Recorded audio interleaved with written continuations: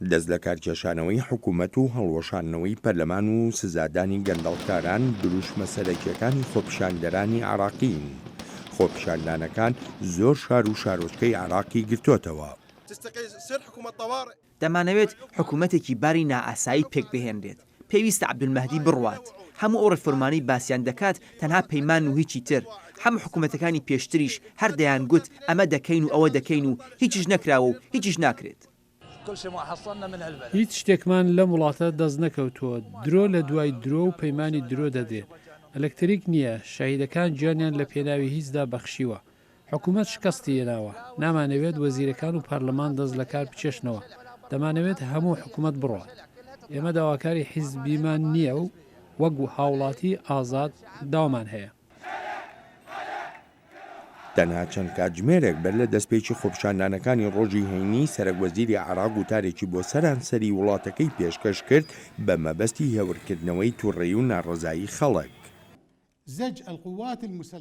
تێکەڵکردنی هێزە چەکدارەکان بۆ بەرەنگاربوونەوەی خۆپیشاندانەکان هەڵەیە و هەڵەیەکی گەورەشە و پێویستیشە بە خێرایی خۆمانی لێ دوور بخەینەوە، چونکە ئاچی ئەو هێزە چەکدارانە بۆ شەڕی دوژمنانە.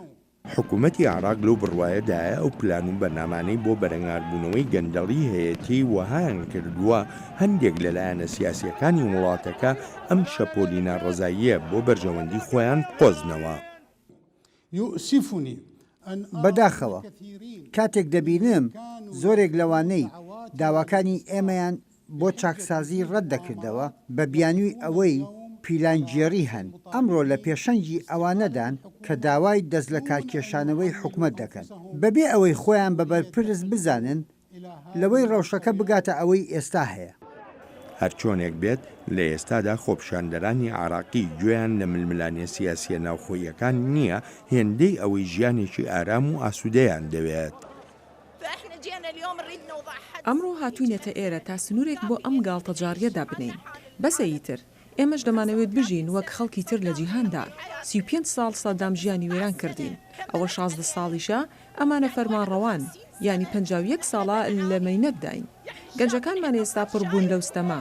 چارەسەرمان دەوێت و دەمانەوێت بژین. خەڵکینە دەمانەوێت بژین. مەرجایەتی باڵای شیعەکان وتاری ئەمڕۆ هەینی تەرخان کرد بۆ ئەم شەپۆلی ناڕەزایی خەڵکی وڵاتەکە و ڕەوشی عێراقیشی بە ڕەوشێکی هەستیار ناودێر کرد و داوای کرد خۆپیشاندانەکان ئاشتیانە بن. وەک دەڵێت هەر ئاژاوەیەک لە عێراقدا دەرفەتی زیاتر بۆ دەستێوەردانی دەرەکی دەڕەخسێنێت. لەگەڵ ئاڵۆزی ئەم ڕەوشەی وڵاتەکە و داواکانی خۆپیشاندەرانیشدا بەڵام پێناچێت حکوومەتی عێراق دەست لە کار کێشێتەوە. دەست لە کارکێشانەوەی حکوومەت لە ئێستادا بەبێ هەبوونی جێگرەوەی دەستوری بە مانای دەستبەرداربوونی وڵاتە بۆ ئاژاوە. تا کاتی ئامادەکردنی ئەم راپۆرتە وەک سەرچاوەکانی هەواڵ بڵاویان کردوتەوە بەلانی کەم 3 خۆپیشاندەر کوژراون و زیاتر لە 200 برینداریش هەن لەو خۆپیشاندانانەی ڕۆژی هەینی لە عێراق دەستیان پێکردەوە.